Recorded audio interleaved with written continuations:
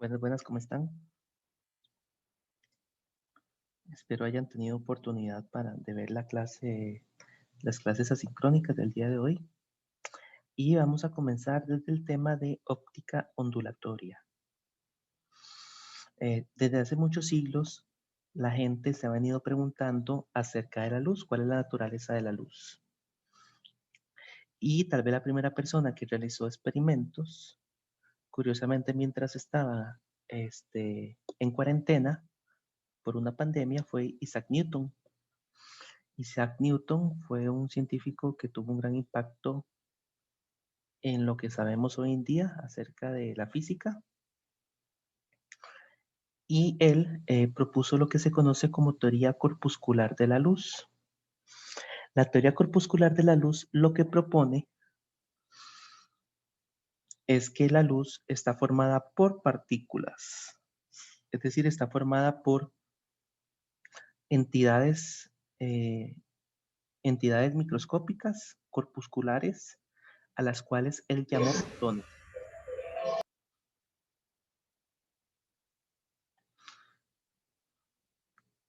Más adelante, otro científico propuso que la luz no era una partícula o un corpúsculo, sino que se trataba de una onda. Entonces, ¿qué hizo a la gente pensar que la luz no era una partícula, sino una onda? Bueno, eh, en ese momento se realizaron algunos experimentos y eh, esos experimentos indicaban que la luz bajo ciertas circunstancias se comportaba como una onda. ¿Qué podríamos hacer nosotros para entender un poco cómo funciona la luz? Bueno, observemos un poco el comportamiento, digamos, de las ondas. Y aquí traigo un experimento, el experimento del día de hoy. Este, lo que tenemos básicamente es una pelota. Esto es agua, agua con colorante. Y podemos, digamos, crear ondas de agua. Cuando esta onda de agua que genero yo aquí con la cuchara colisiona con este objeto, esta pelotita, es difícil observarlo en este momento, ¿verdad? Pero sí, pero si observan detenidamente, van a ver que las ondas de agua se curvan alrededor del objeto. No sé si lo pueden visualizar, no es tan fácil verlo, pero las ondas de agua, porque son ondas, se curvan a través de un objeto. ¿Lo ven o no lo ven? Sí, de presión. Entonces, vea que la onda, trato que el frente de onda sea plano y, y digamos, rodea la pelota. Bueno, ese mismo fenómeno fue el que se observó con la luz, pero cuando los obstáculos son muy pequeños. Entonces, el hecho de que la gente observara el mismo fenómeno, ese fenómeno que ustedes vieron con el agua, lo observaran con la luz, hizo pensar a las personas que la luz era una onda. Entonces, se podría decir que hubo una pequeña batalla entre científicos. Unos decían que era una onda, otros decían que era un corpúsculo o partícula. Tiempo más tarde, la historia se define, digamos, cuando se habla del comportamiento dual de la luz resulta que no es una onda, resulta que tampoco es una partícula, sino que a veces se comporta como una partícula y a veces como onda. Y así es como se suelen comportar los objetos del mundo cuántico. Es decir, cuando las cosas son muy, muy, muy pequeñas, se tienden a comportar de esa manera. Y en esta clase vamos a hablar únicamente de cuando la luz se comporta como una onda. La luz se comporta como una onda cuando los objetos son los obstáculos, los objetos son muy pequeños. Y bueno, particularmente un experimento muy importante, es un experimento que que tal vez con los instrumentos adecuados podrían repetir en sus casas, que fue el experimento de la doble rendija. Lo que se hizo fue tomar un haz de luz y hacerlo pasar por dos rendijas, por dos ranuras, o dos rejillas, dos orificios. Y uno hubiera esperado que lo que se formara, digamos, al frente hubiera sido una zona luminosa donde estaba ubicado cada punto, una zona luminosa para ese 1 y otra zona luminosa para ese 2. Sin embargo, lo que se observó cuando las rejillas eran muy pequeñas fue algo totalmente diferente. Se observó esto. Se observó un patrón de líneas brillantes y líneas oscuras. Y esto es contraintuitivo, porque uno hubiera esperado que únicamente se formaran dos pedacitos de luz, digamos, uno para ese 1 y uno para ese 2. De hecho, ustedes pueden ver, digamos, tal vez en esas casas de Guanacaste, creo que también de Punta Arenas, con latas de zinc, el zinc tiene orificios y ustedes ven que la luz pasa por ese orificio y únicamente se ilumina eh, la parte, digamos, que está al frente del orificio. Pero resulta que si ese orificio es lo suficientemente pequeño, ustedes no van a observar un único punto de luz, sino que van a observar lo que se conoce como patrón de interferencia. Y este experimento, este comportamiento en el cual la luz se comporta como onda y se desvía cuando hay un obstáculo, muy similar a lo que vieron en este pequeño plato que tengo aquí al lado, ese comportamiento es lo que hizo a los científicos darse cuenta que la luz se comportaba como una onda.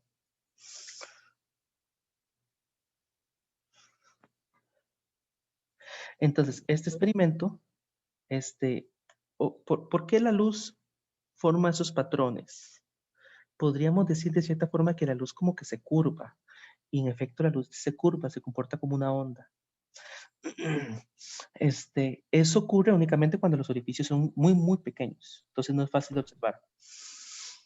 Bueno, eso pasa porque se dan dos fenómenos que son interferencia constructiva e interferencia destructiva. Las zonas oscuras tienen interferencia destructiva y las zonas brillantes tienen interferencia constructiva. ¿Pero qué es interferencia constructiva e interferencia destructiva? Bueno, lo que pasa es que al frente, digamos, al frente de los orificios tenemos una pantalla y hay puntos a los cuales las ondas van a llegar desfasadas y en otros puntos en los cuales las ondas van a llegar en fase. Cuando las ondas llegan en fase, hablamos de interferencia constructiva. Y cuando las ondas llegan desfasadas, hablamos de interferencia destructiva. Entonces van a haber puntos en los cuales la luz va a llegar, se va a sumar, pero como es una onda, y van a llegar las señales desfasadas, al sumarlas da cero.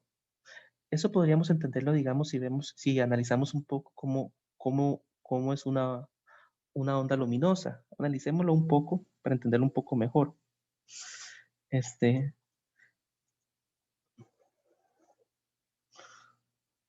y también lo podríamos entender, digamos, si analizamos, si analizamos las ondas senoidales, ¿verdad?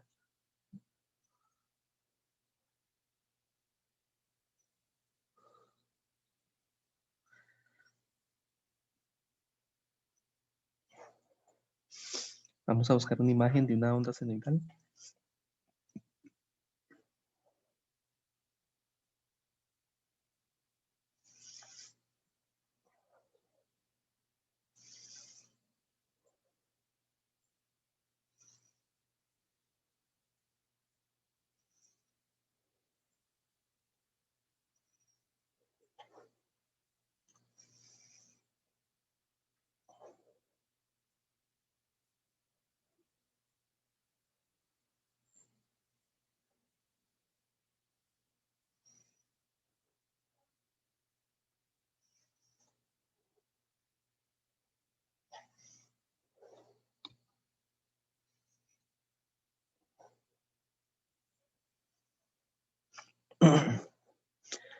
Ok, aquí tenemos una onda senoidal.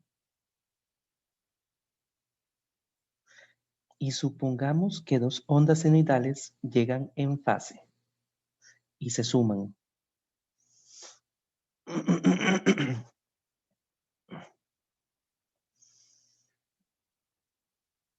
Vamos a ver. Vamos a hacerlo así un poquito más pequeño para que se aprecie mejor.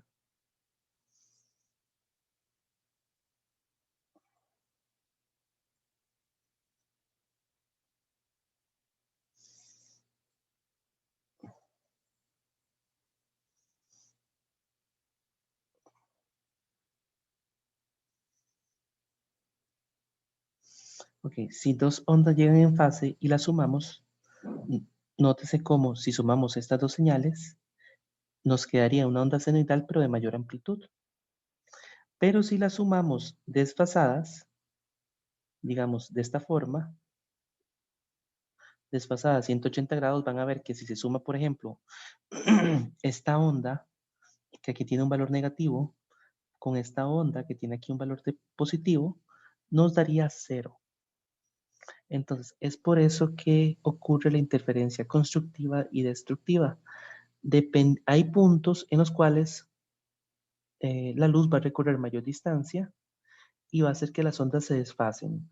Cuando hay un desfase de 180 grados, hablamos de interferencia destructiva.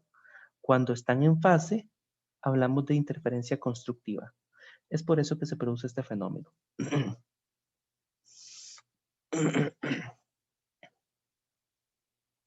Ahora, tenemos unas cuantas ecuaciones.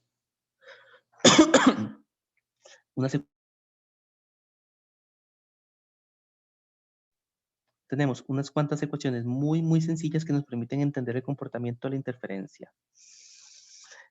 La primera ecuación es esta que tenemos acá. Nótese cómo esta ecuación únicamente nos permite determinar el ángulo desde el punto medio al cual se producen los puntos brillantes, es decir, los puntos de interferencia constructiva. Nótese que esta es una ecuación que me genera todos los ángulos, porque m toma valores de 0 hasta infinito.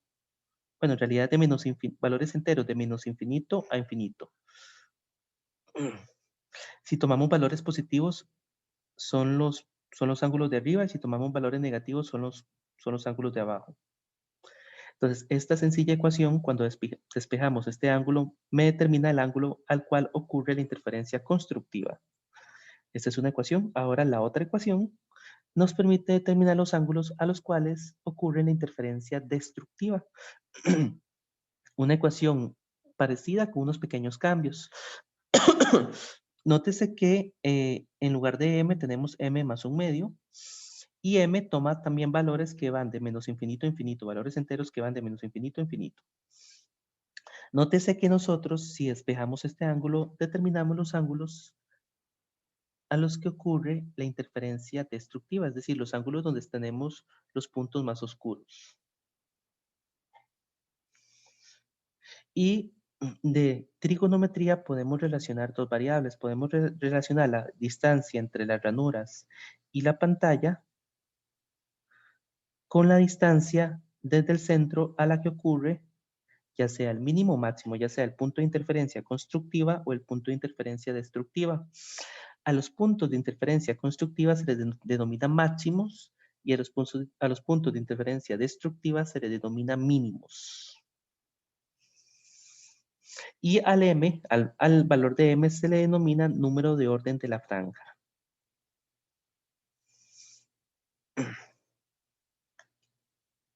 Entonces, estas tres ecuaciones son suficientes para este tema. Ahora bien, resulta que cuando nosotros asumimos lo que se denominan ángulos pequeños, podemos realizar ciertas simplificaciones, combinando estas tres ecuaciones que vimos. De esta forma, nosotros podemos determinar el valor de y a los que ocurre la interferencia constructiva y los valores de y a los que ocurre la interferencia destructiva. Estas ecuaciones, estas dos de acá, son únicamente válidas cuando el ángulo es menor a 10 grados.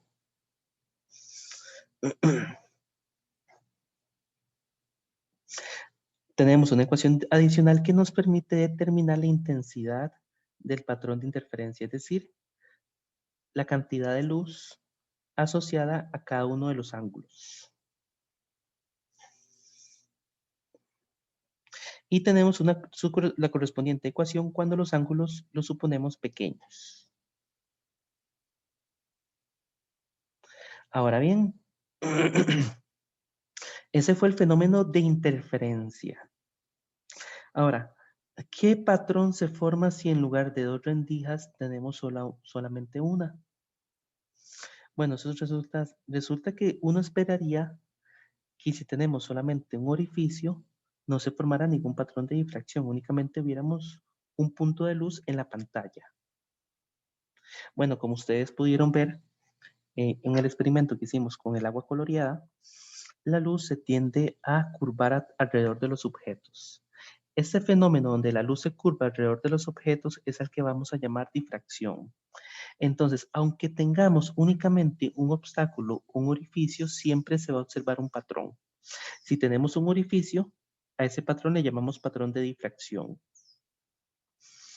Entonces, si la ranura es lo suficientemente pequeña, vamos a tener un patrón de difracción como el mostrado en la foto. Lo que ocurre aquí es que la interferencia ocurre entre los puntos de luz que están dentro del obstáculo. Entonces, nótese cómo se forma un lóbulo principal y lóbulos secundarios. Este es el patrón de difracción, que se diferencia un poco del patrón de interferencia, que es este. Este es el patrón de difracción. Interferencia cuando tenemos más de dos rejillas, más de dos ranuras. Difracción cuando tenemos una sola rejilla. Profe, una pregunta. Sí. Ya había visto ya ese experimento de lo que está hablando, pero verás que ahí hablaban de que según como fuese observada, si era observada o no, la luz se comportaba de un modo u otro, pero no me quedó claro por qué es que pasaba eso. No sé si entiende mi pregunta. Sí, eso es mecánica cuántica, ¿verdad? Sí, parece ser que hay ciertos fenómenos en los fenómenos cuánticos que los objetos se comportan de forma distinta cuando son observados y cuando no son observados. Y bueno, tal vez no sea, como en este curso no estamos viendo mecánica cuántica, tal vez no sería bueno profundizar en eso. Pero en efecto, pareciera que si nosotros observamos la luz, observamos los objetos cuánticos, se comportan diferente a cuando no son observados. Y ese es uno de los grandes aspectos contraintuitivos de la mecánica cuántica, como si las partículas subatómicas supieran que las estamos observando. Pero no quisiera profundizar en eso. Tal vez vaya a subir algunos videos de mecánica cuántica porque este tema es muy interesante. La luz es un objeto cuántico que se comporta de esa forma. Se puede comportar en forma diferente cuando es observada y cuando no es observada.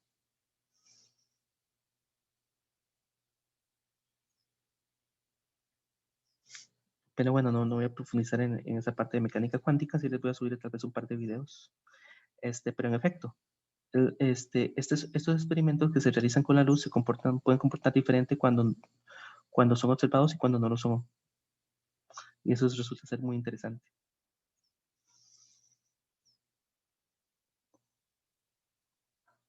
Es como si las partículas atómicas supieran que son observadas y como de alguna forma la experiencia consciente del ser humano tuviera alguna influencia, ¿verdad?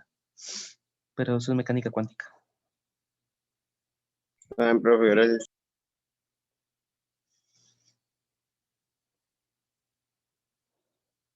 Entonces, ¿qué tamaño debe tener la ranura para que se produzca este fenómeno de difracción? Bueno, la ranura tiene que ser muy pequeña. Y este fenómeno se explica de la siguiente forma. Tenemos una sola ranura y cada uno de los puntos dentro de la ranura se pueden considerar como fuentes de luz. Y van a haber puntos sobre la pantalla sobre los cuales las ondas de luz llegan desfasadas y puntos en los cuales llegan en fase. Cuando llegan en fase se produce lo que nosotros llamamos interferencia constructiva, aunque haya una sola ranura, una sola rejilla, porque lo que están interfiriendo son los puntos de luz. Este fenómeno resulta muy extraño porque resulta que esto ocurre aunque enviemos un solo fotón de luz, ¿verdad? Pero bueno, no vamos a hablar más de eso porque eso ya meternos en mecánica cuántica, pero este fenómeno de patrones, esos patrones se forman aunque enviemos un solo fotón de luz, porque pareciera que la luz interfiere consigo misma también. O sea, cada fotón de luz interfiere consigo misma. Pero por lo menos en este curso, en este preciso momento, lo que vamos a explicar el fenómeno de esta manera. Cada uno, digamos, de los puntos dentro de la ranura son fuentes de luz, son frentes de luz que van a llegar recorriendo diferentes distancias a los diferentes puntos que están al frente de la ranura. Cuando llegan desfasados, es una zona oscura. Cuando llegan en fase, es una zona luminosa. Veamos este caso. Nótese que los rayos 1 y 2 recorren la misma distancia. Y como recorren la misma distancia, van a llegar en fase. Experimentan interferencia constructiva, aunque tengamos una sola ranura. Los rayos 3 y 4 llegan desfasados y experimentan una interferencia destructiva. Nótese que el rayo 4 recorre mayor distancia, más distancia que el rayo 3. Por tanto, cuando el rayo 3 llega y el rayo 4 llega, ambos están desfasados. Cuando se suman, las ondas son, la amplitud de la onda resultante es 0. La difracción la difracción es un fenómeno muy interesante porque cuando la rejilla se hace más pequeña, veamos esta imagen de digamos, cuando pasamos de este escenario a este otro escenario, cuando la rejilla se hace más pequeña, el ancho del lóbulo principal se hace más grande. Un fenómeno muy interesante. Entonces, nótese cómo este lóbulo principal se hace más grande conforme hacemos la rejilla, la ranura más pequeña. Aquí lo podemos observar en este experimento. Nótese que la abertura se va haciendo más pequeña y nótese cómo el lóbulo principal se va haciendo más grande.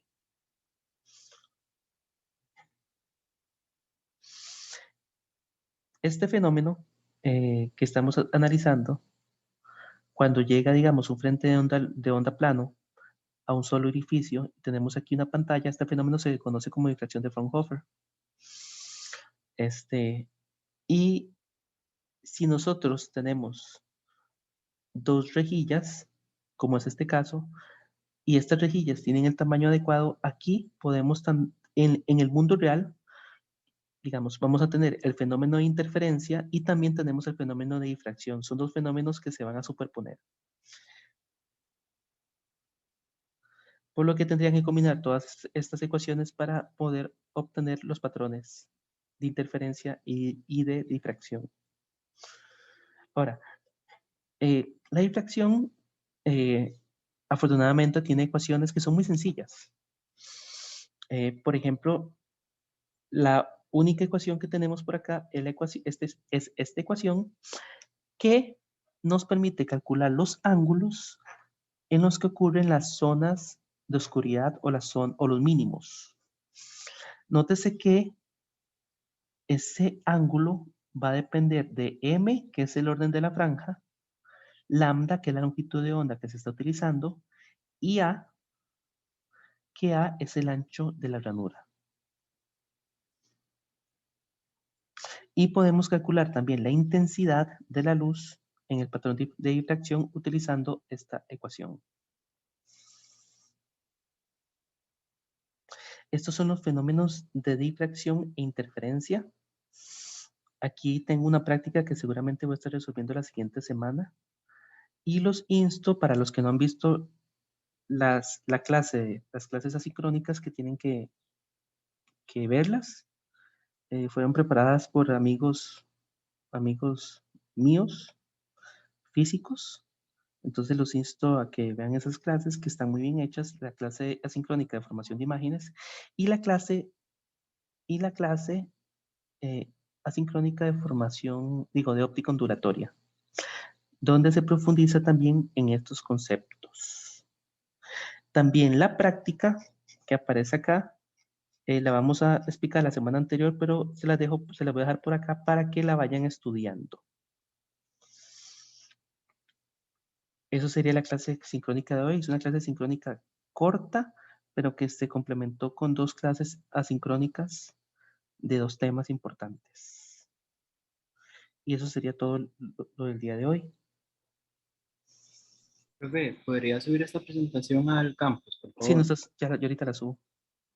Ok, gracias. Profe, ¿me podría quedar al final para consultarle algo a usted? Sí, claro. Pues para la próxima semana no quedaría nada pendiente, profe. Tienen el proyecto de investigación. Bueno, ya, aparte de eso, Ok, se me olvidó mencionarles que dicha que lo quiso la pregunta. Y se me olvidó mencionárselos, que dicha que me preguntó. Adicionalmente, tenemos el quiz 4. El quiz 4 es un quiz del tema de refracción y reflexión. El quiz 4 consiste en, digamos, en un quiz que, bueno, consiste como en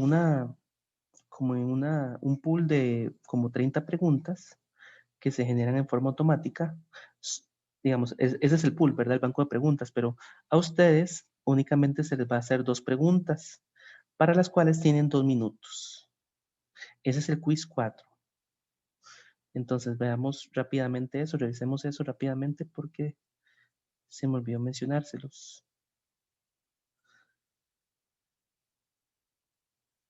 Si revisan por acá, van a encontrar el quiz 4, que se cierra la siguiente semana, de hoy en 8 a medianoche.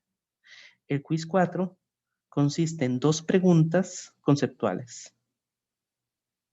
Bueno, no son preguntas conceptuales, de hecho son preguntas, vamos a modificar eso, son preguntas, son problemas.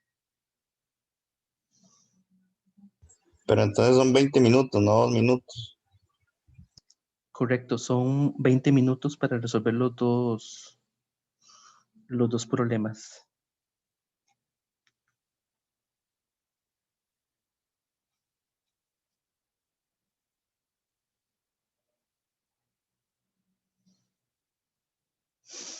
Entonces, tienen hasta el siguiente miércoles a medianoche, para ser más precisos, a las 11:59. Y una vez que lo abren, tienen 20 minutos, digamos. Aquí dice 23 minutos, pero eso tal vez es que se pierde un poquito de tiempo cuando abren el cuestionario, mientras carga. Entonces, por eso son 23 minutos. Y consisten en 2 preguntas, ¿verdad? Aquí vamos a previsualizar el cuestionario. Tienen un solo intento y les van a aparecer preguntas como estas. Puede parecer que les estoy mostrando el cuestionario, pero en realidad no, porque las preguntas son muchas y se generan en forma aleatoria. Y aunque les aparezcan las mismas preguntas, los valores van a cambiar. Entonces tengan la seguridad de que todos van a hacer un quiz diferente. De hecho, todos van a tener un quiz diferente. Ese sería el quiz número 4. El quiz número 4 va a ser diferente a los quizzes anteriores porque es un quiz, digamos, para el cual tienen 20 minutos para resolver 2 problemas sencillos, 2 problemas cortos. Recuerden también que si no me equivoco, había una actividad sincrónica, ¿verdad? Que creo que todavía tienen tiempo para subir. De hecho, sí, tienen 12 horas. No, bueno, 13 horas. Que vale por le sustituye la tarea o el quiz más bajo. Entonces, anímense, hagan el quiz 4 Y traten de hacer la actividad sincrónica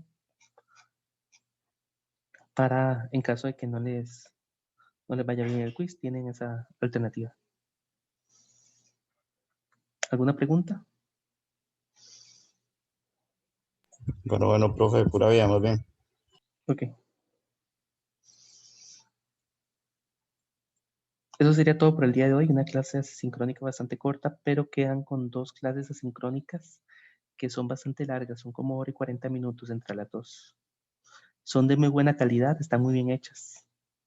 Les recomiendo que comiencen con la clase asincrónica de formación de imágenes y con la clase asincrónica de formación de imágenes y luego la óptica ondulatoria. Bueno, profe, muchas gracias. Buen día. Ok, hasta luego. Gracias, profesor.